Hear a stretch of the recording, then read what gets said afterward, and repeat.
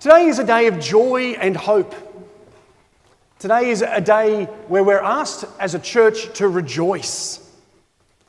And we have that literally in the colour that we wear as the priests, as we have on our altar today, having this pink, reminding us of joy, reminding us to rejoice and to have hope in the midst of the struggles of life. When I was growing up, I would say pink was pretty much a colour that girls would wear. You wouldn't see guys wearing pink very much. I think over the last 20 years, though, it's become more common for men to wear pink as well. And I think there's a couple of reasons for this. Here in Australia, the role of the McGrath Foundation to encourage all of the community to support women who are suffering from breast cancer.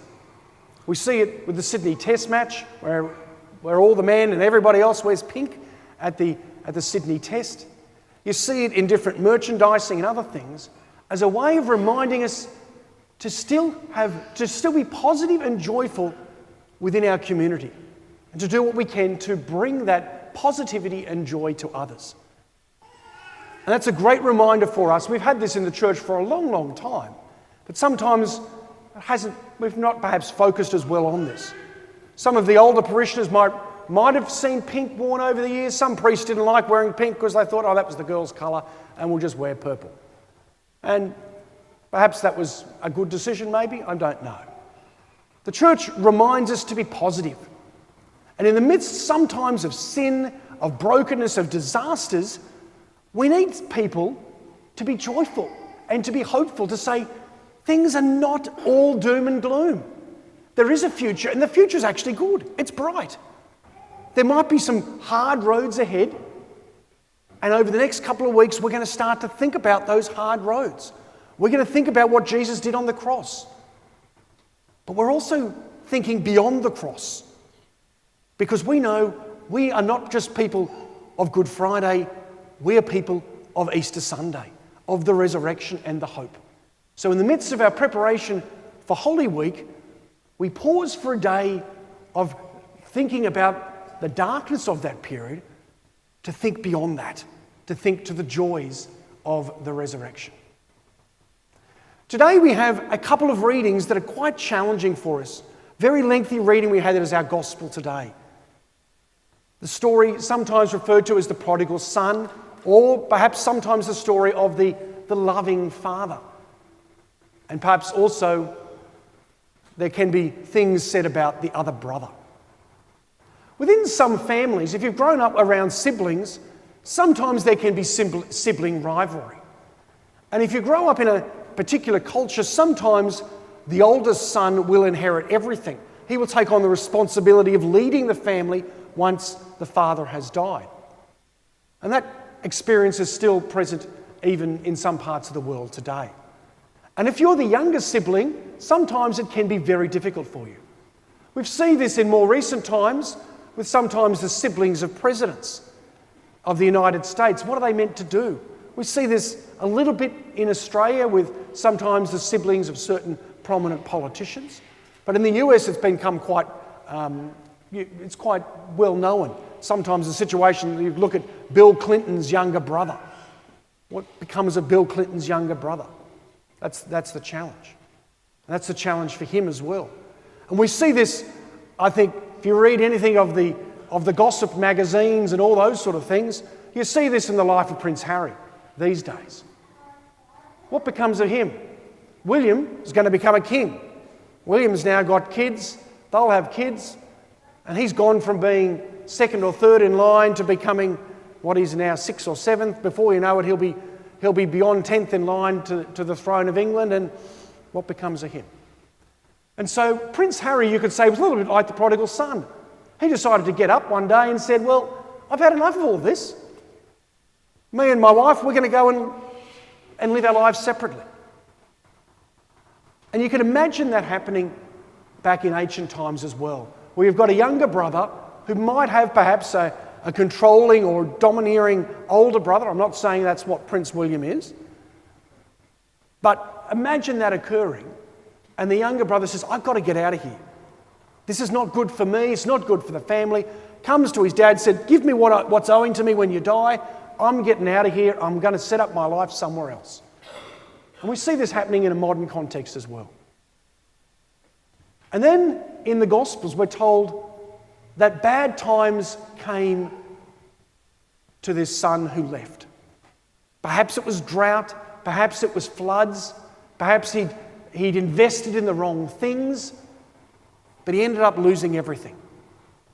And then ends up working, looking after the pigs and eating what the pigs eat, which for a Jewish person is particularly challenging. And it's meant to be intense in the scriptures.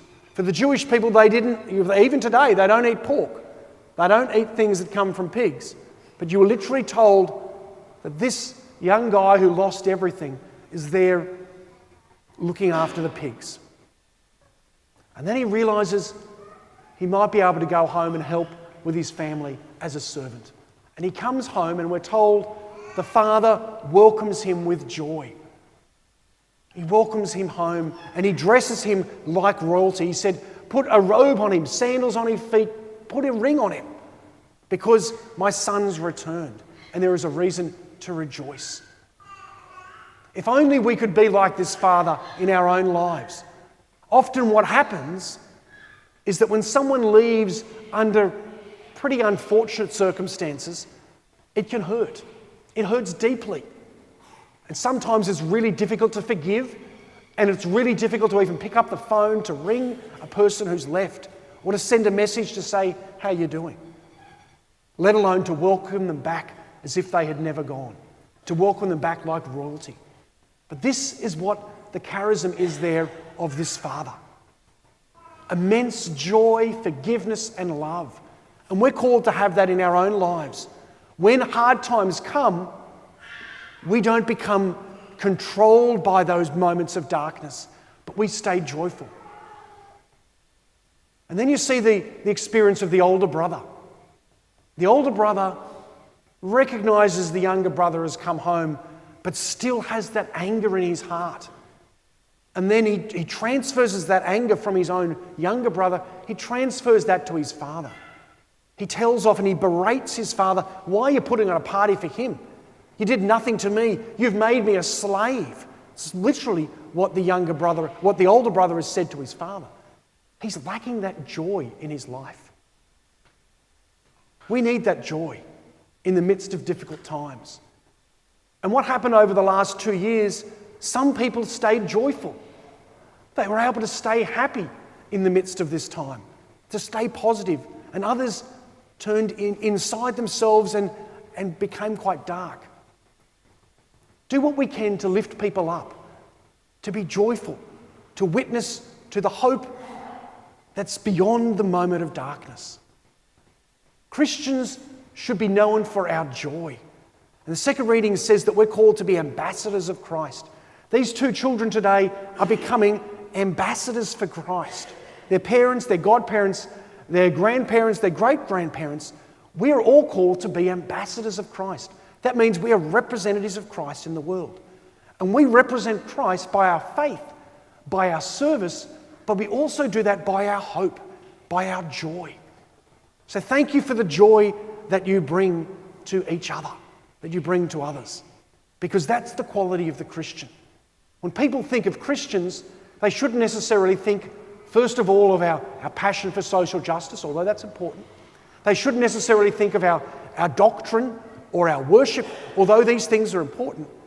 First of all, they should think of our positivity and joy in the midst of challenges, because we all have challenges, but we should be known for lifting people up in the moments of darkness. So on this day, this Rose Sunday, the pink Sunday in the life of the church, let's be positive, let's be joyful, and let's be ambassadors of Christ that bring joy to others in all times of our life, at all that we do. Congratulations to our two families in preparation for our baptisms. We have two beautiful names, Clara, which is named after both St. Clare of Assisi and a Polish saint, or a Polish blessed, Blessed Clara Cieszyńca. And we have Tess, what's the middle name? Tess Amelia. Tess is named after, do you know which saint? It is Teresa. Very good. There's a few of them. There is Saint Therese of Lisieux, beautiful saint who's known as the Little Flower. And there's also Saint Teresa of Avila. So beautiful name, Tess, reminding us of the presence of the saints and that joy in the midst of our difficulties.